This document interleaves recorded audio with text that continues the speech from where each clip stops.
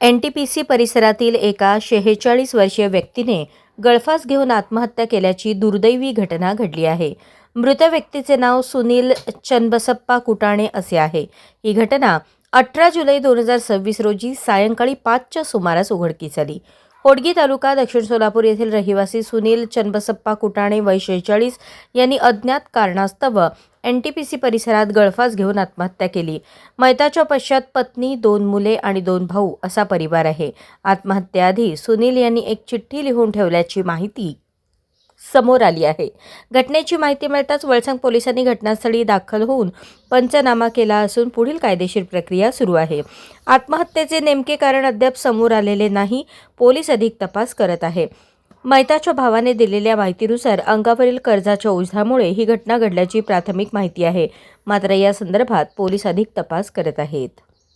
अशाच नवनवीन अपडेटसाठी जनता राज्य न्यूज चॅनलला सबस्क्राईब करा, लाईक करा आणि शेअर करायला विसरू नका.